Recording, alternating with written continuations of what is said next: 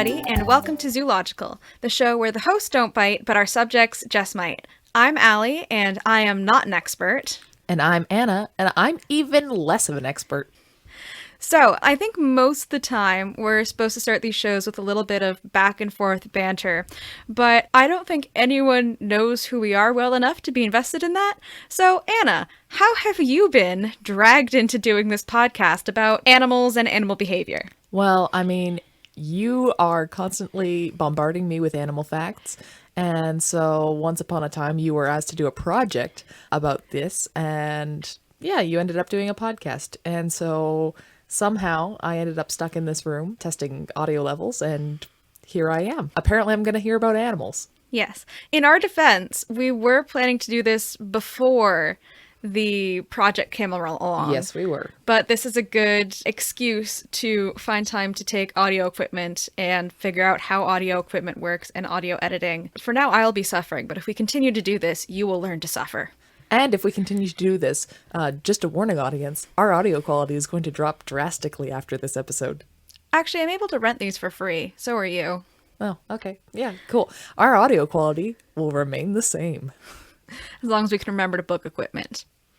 Anyway, so I would like to talk a little bit about why we are the two people doing this podcast, in the sense that I just haven't seen someone else doing this. And I'm a weird person who, as you have learned, Anna, really loves to read nonfiction and scientific stuff in my free time. And I love reading fiction and stuff in my free time.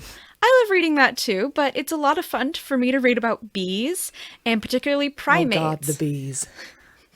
I particularly love primates. I actually study primatology at our university. That's one of my majors. And that's the reason that this week, for kind of a safety, we're going to start talking about primates. Now, I love primates, even chimps. I'm a bit sketchy on chimps sometimes, but I have respect for them. There are actually only two primates that I fear. One is humans, and the other are our subjects today, which are tarsiers. Folks, she has a phone background that has a tarsier on it with these horrifically photoshopped teeth on them. And that's all I know about tarsiers going into this, is that apparently they hold toothbrushes and have incredibly terrifying shark teeth. Yes. I am terrified about tarsiers going into this. I'd like to clarify that this is a photoshopped image. It is no longer my phone background, but it is my Steam profile. It's your phone background in my heart. In your heart. All right. So we do have a bit of a struggle here in the fact that you just mentioned photographs, and we are in an audio medium. So I'm going to do my very best to explain tarsiers to you. We'll put a link in the description.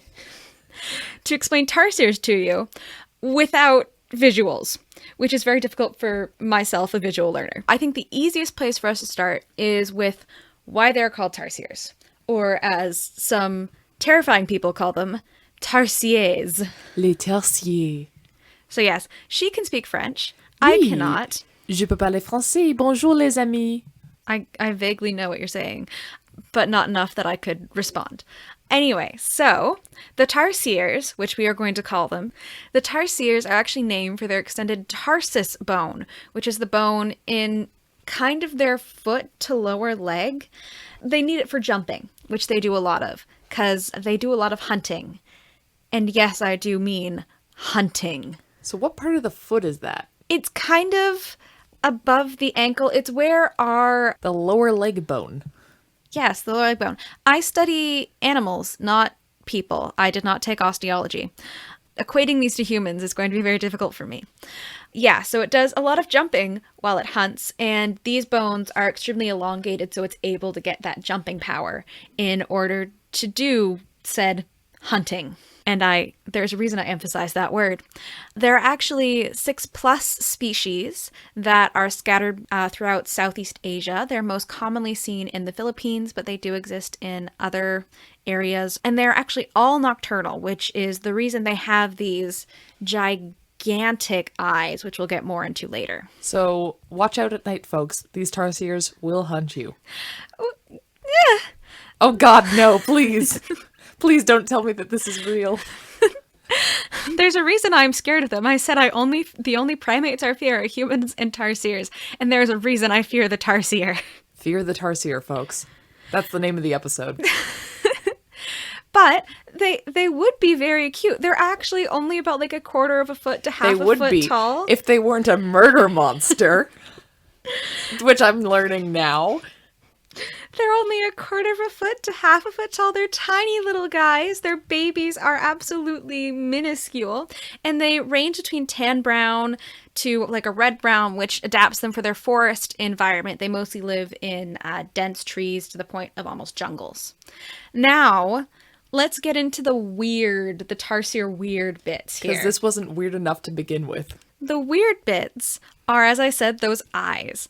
They have these humongous eyes. In fact, each eye individually is bigger than the Tarsier's brain and its stomach. What you're saying is that the Tarsiers might overeat a lot, being that their eyes are bigger than their stomach, huh? We did not sign up for dad jokes. No one wants the dad jokes. You signed up for dad jokes when you started dating me. Yeah, well... Okay, folks, we're getting into regrets of dating Anna. I didn't know that's where we were going, but maybe this is a whole setup to just tell me my flaws and fix them. I didn't know that's the podcast we were recording. Yeah, we're doing a relationship problems podcast. Who needs Tarsiers? Anna has the relationship problems and Allie fixes them. No, that's not what we're doing. But as I said, the Tarsier, another very strange primate along with Anna, one of its eyes alone is bigger than both its brain and its stomach, which is weird because primates are considered unique for their brain to body size ratio, which is the brain size compared to how much mass they have. So, for example, the family Homininae, which is ourselves, as well as our closest relatives, the chimpanzees and bonobos, have an extremely large brain to body mass ratio in comparison with other animals. Apparently also in comparison with the Tarsier. So they're dumb, maybe not hungry, and have gigantic eyes. Dumb, hungry, and looking for you. Anyway. It's me. Anyway, they have these gigantic eyes, which also, because they're so huge, are fixed in their skull, similar to an owl, so they can't move their pupils in any way. They just stare at you with these eyes that take up their entire face. And in addition Before they murder you. In addition to that, because they can't move their eyes or their pupils, similar to owls yet again, they have the ability to spin their head 180 degrees. Oh, God. So when you think a Tarsier isn't looking at you, it's looking at you. That's not how that works. It's not that it has extra eyes. It can just look at you when you're behind it. Yes, but you look into the trees and you see a Tarsier's back, you see the tail, and you're like, oh, okay, the Tarsier's gonna leave me alone. But little do you know, it's watching. And then it opens its eyes and it's staring at you. There you go. Now you understand. And here's the reason I was mentioning hunting so much. Oh, no. The real reason I am terrified of Tarsiers. They are the only purely carnivorous primate. All other primates are what we call frugivores or folivores, or what you might more commonly know as like omnivores. So they eat fruit, which is frugivore, they eat foliage, or they eat a wide range of things. Tarsiers? No. Only the flesh of other living beings. Including yours, folks. I would like to clarify, a Tarsier is not going to eat you. But that's what the Tarsiers want you to think. But the fact that they have these terrifying ability to jump, and they have these tiny sharp teeth, not the shark teeth that Anna mentioned that image earlier, but these tiny sharp teeth, these giant eyes, there are reasons that I fear these creatures.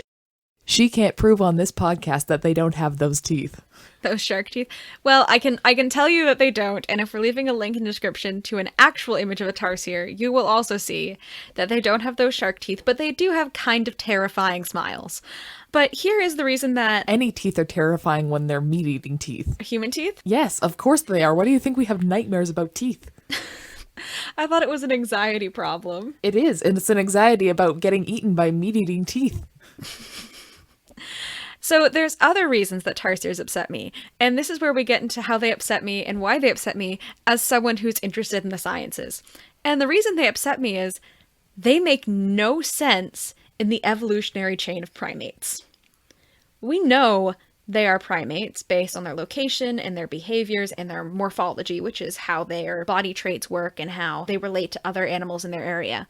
But we don't know how they now relate to other primates. So, the Tarsier, or the name of their suborder, which is the taxonomic, the way we categorize animals and other organisms over the great chain of existence. The Tarsier, or their suborder name, the Tarsiriforms, have moved around quite a bit since their discovery. Are you saying the tarsiers are a tangential form of monkey? Well, no, all evolution is a tangent if you think about it, because it's all things developing into a new space. So it's all tangential. We all came from, if you want to go way, way far back, one little cell and became all these other things. So evolution is tangential. But tarsiers, the problem is that we can't trace the tangent from where it started. So therefore, we're really struggling to place it in where it exists now in relation to, say, humans or lemurs or any other kind of primate. Gotcha. So they're not tangential monkeys, they're alien monkeys. Sure. Conspiracy confirmed.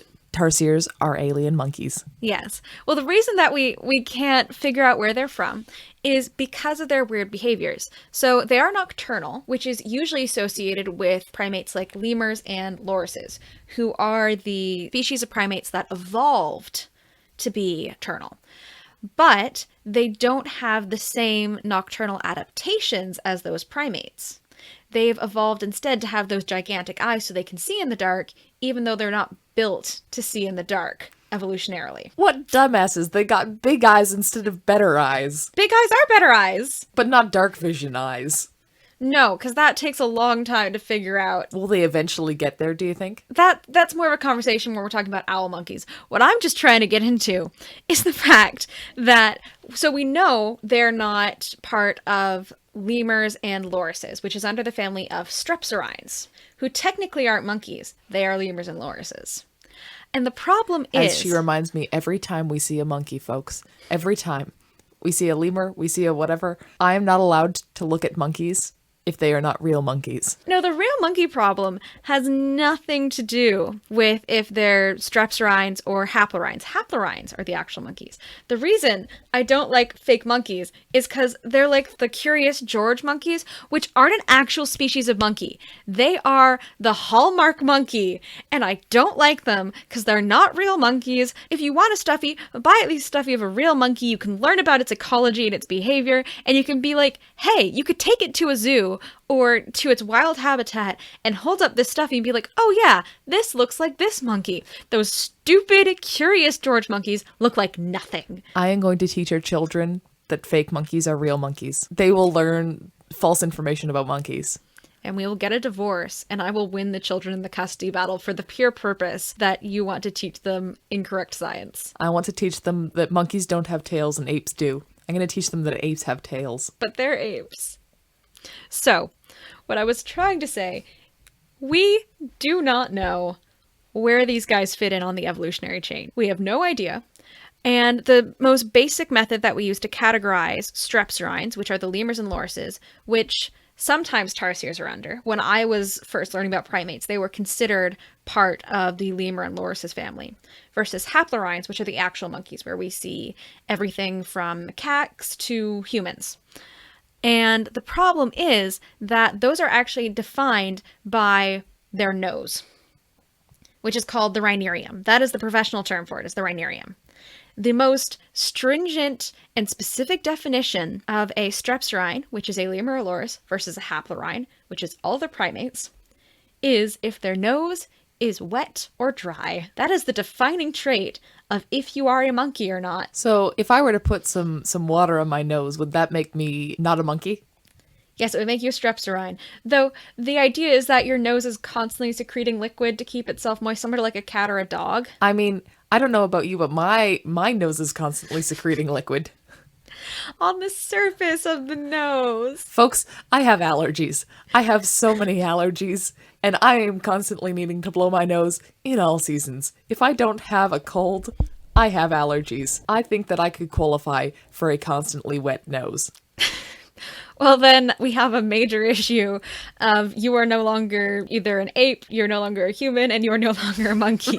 You are now categorized the same as a lemur or a loris. Yes, it's what I've wanted So all which my one life. would you prefer? Would you prefer to be a lemur or a loris, Anna? I want to be a lemur. That's probably best. Lorises have a I want to rough have. time of I want to things. have a stripy tail. That's a ring-tailed lemur. That's a specific kind of lemur. I want to be a ring-tailed lemur. Anyway, so the nose is the defining feature. And for a long time, because tarsiers are weird and stupid, we put them in strepsirrhines, but they have a dry nose, which technically moves them into the monkey category. But instead of being divided by all the other categories, there's a multitude of categories underneath haplorhine that decide, like, oh, this species of monkey lives here, this species of monkey lives here, they have this specific group of traits or this specific group of traits. There is an entire group of monkey that is just tarsiers, because we still really don't know where to put them. Does that mean that there are secret other tarsiers out there that we don't know about yet? Well, I would actually like to get into that, and that talks a little bit about the future of how humans and tarsiers have interacted and continue to interact to this day. But I think we need to go look at some research funding and proposals. Ooh, ad break. So, welcome to the research and grants proposals. Why are we here on our first episode? Well, because it's good practice to figure out where to put these in the audio. Because we need money, and you can help. No, not really. What I was going to say, though, is that we do have an email for this podcast. It is Zoological Bites, as in BYTES, which is the technology term for bites. I know, I'm so cool and quirky. For that, you can send us emails on requests. We have a couple ideas lined up that I'm researching right now on future videos. But if you're interested, feel free to email us any weird animal facts or animal articles you've come across, and maybe we'll look at them for a future episode. Also, PayPal us. We're very poor, and we want your money. I'm not including a PayPal link. I'll set one up. Okay, apparently follow Anna for her additional podcast that she's doing just talking about PayPal now. Feed the human monkeys. That's us. That's redundant. Feed the humans. Very specifically, Anna and Allie. Either that or supply our booze so we can make more of these horrible episodes. That's what we should have done. We should have been drunk for this podcast. Additionally, please feel free to leave a comment on whatever audio platform you're listening to this on, or to email us feedback to zoologicalbites@gmail.com. That's bites with a Y. And in addition, share this with some people. We promise we're not going to pull a Justin Bieber and ask you to play it nonstop at a low volume. And I've immediately dated this episode. Speak for yourself. I want you to play this episode all the time. Play it at night, play it in the daytime, play it for your children. I want this podcast to be your lifeblood. Actually, please play this for your children so Anna can't teach them incorrect monkey facts. Hey kids, listen. Apes have tails. The truth is out there.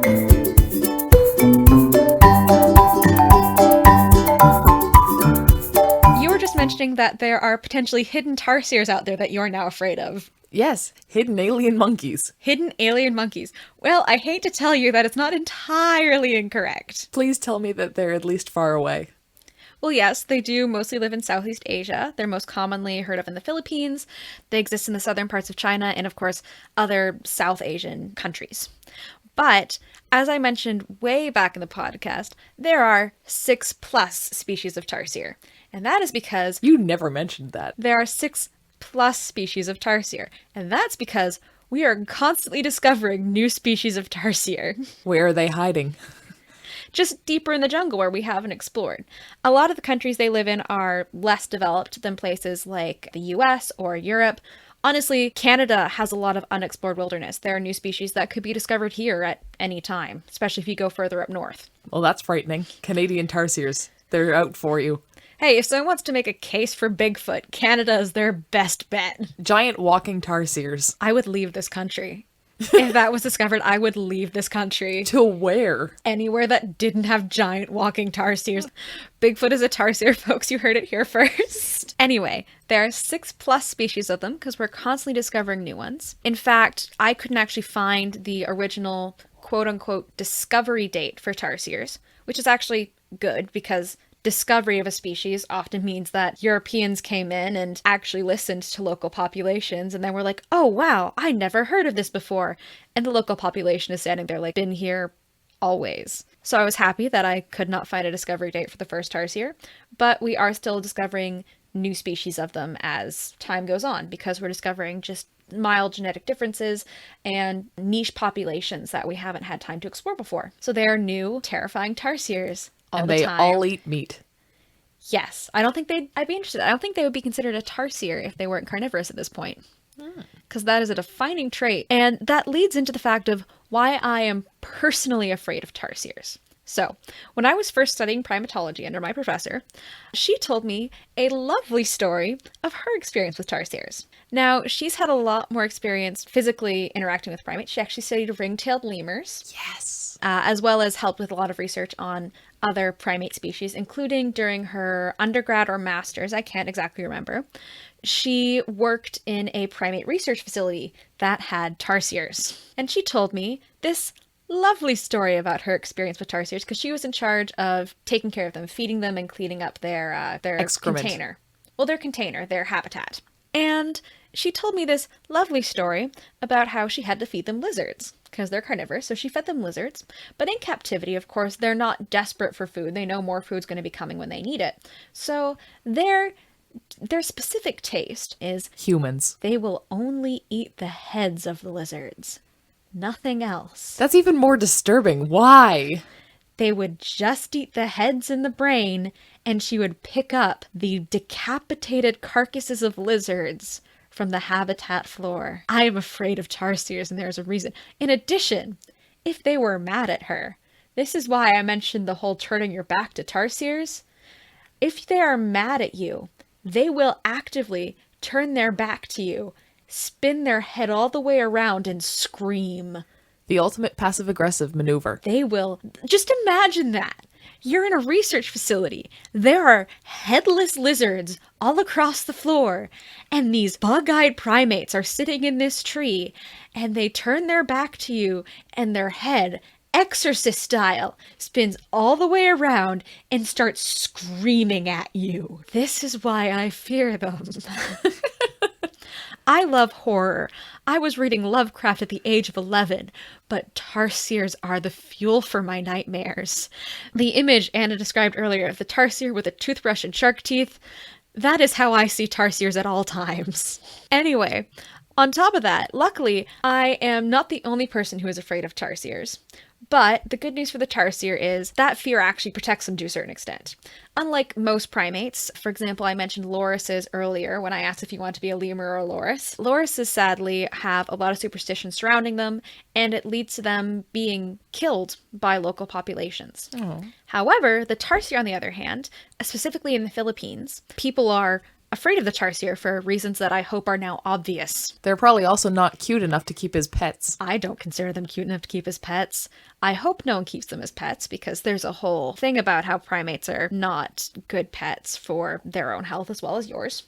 But in addition, I hope no one keeps them as pets because they're terrifying and I don't want to meet the kind of person that would want a tarsier as a pet. There are similar superstitions in people who are afraid of tarsiers in local populations in the Philippines, but luckily they're actually believed to be the pets of forest spirits. And if you are to harm one, horrible luck will befall you. So it's actually helped to preserve them and preserve their populations, as opposed to the loris, who is believed to be a superstitious creature and is killed for it.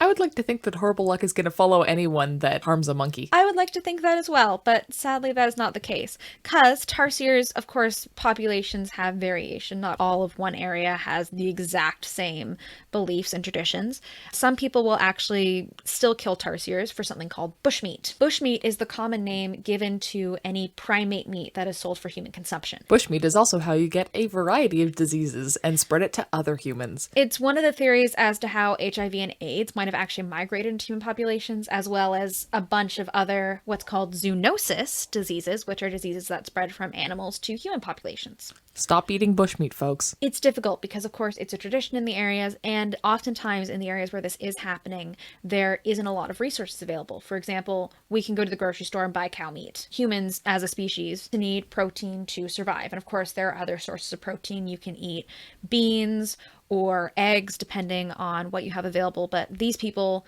sometimes don't have a lot available. And it's whatever meat they can find to keep their family growing well and healthy and fed. So there, of course, are a lot of socioeconomic factors that feed into the propagation of bushmeat.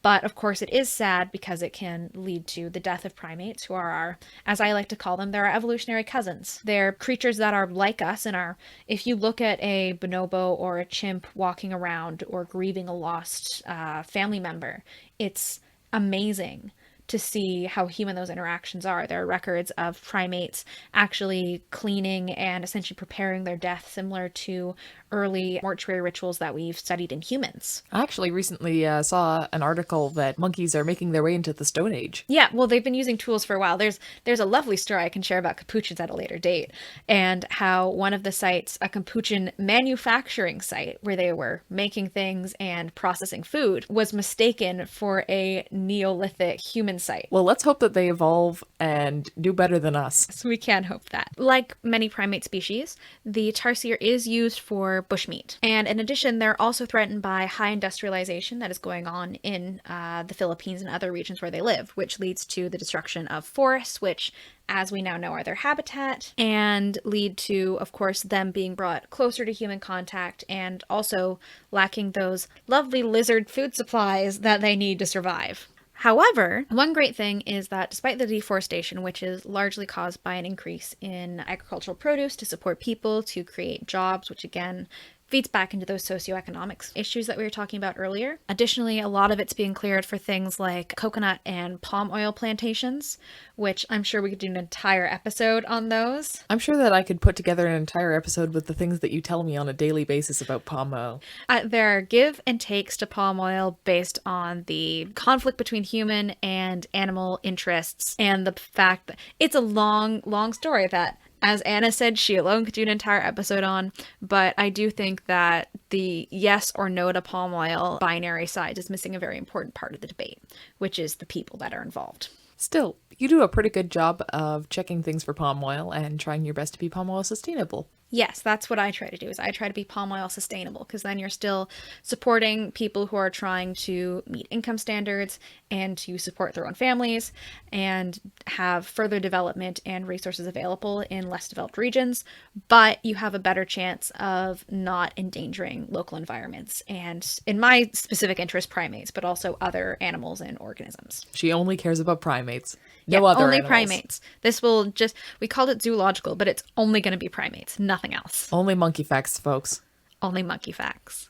So Indonesia and the Philippines are doing what's called the Debt for Nature program, which was originally suggested by the WWF, the World Wildlife Foundation, not the wrestling group, the World Wildlife Foundation. There's actually a lawsuit about that, but that's a story for another day. And it was suggested by the WWF in 1981. And it's a program where more developing countries have an option to essentially get a sponsor. So another country or a company will sponsor them to put more into environmentally beneficial projects in exchange for releasing some of their debt. So for example, right now, the Philippines is currently sponsoring Indonesia to preserve more of its natural rainforest, which protects organisms like the tarsier and the loris, as well as other species, and in fact will protect the country and the environment overall through removing a risk of erosion and other things. So it's a program that's going on that's still looking for sponsorship. Another way to potentially help tarsiers is, as I mentioned, we're still discovering new tarsiers. We don't know a whole lot about them yet. Like, for example, we still can't put them in the right category because of their noses versus literally everything else about them. We also cannot contain them. We try, we can't. They keep eating their way out. With those sharp, pointy teeth. They eat their captors. They eat their captors. That's what they were threatening my professor with all along. That was the true threat. We will eat you. We will behead you like the lizards before you. Some people, braver than I, spend a lot of their time actually researching and trying to learn more about tarsiers and discover these new species that we have yet to learn about. And they are part of the Philippine Tarsier Foundation. The amazing thing about this group is it was actually founded by a single individual who was local to the Philippines. And he had an interest in their local ecosystem. He learned about tarsiers, and he founded this private organization that is sponsored by the government in Bohol, which I'm probably saying incorrectly. And it has rehabilitation centers. They radio collar to further study the behavior of tarsiers and do research. And they're also a huge sponsor of creating local eco-friendly tourism jobs for individuals. So again, it's helping with the other primates in the area, which are humans, and allowing them to have more economic opportunities without risking the health of the local environment, still providing them opportunities for themselves, and hopefully preserving the environment so that people in the future can take advantage of it as well. Taking care of all kinds of primates. Yeah, and that's an important part of conservation because we're still part of the world. But yeah, so that's one of the ways that tarsiers can be helped, because ultimately they're such a uniquely weird species. As much as I'm afraid of them, I'm amazed at them for the evolutionary, I'd like to say genius, but I think bizarreness is a better word for what they are. They can tell us a lot about how primates as a whole evolved and the different routes that evolution can take to create some of the weirdest creatures we have on this planet, terrifying or not. They are a literal evolutionary anomaly. Yeah, so I think it's important that we do keep them safe and preserve them and try to learn more about them, especially when they're at risk and we have the risk that if we don't try to learn about them, we may never get a chance to. So thank you for listening to the Zoological podcast. We'll see you next time. I will still not be an expert. And I certainly will not be. But we hope that you came out of this episode just a little bit more aware. And now I need a nap.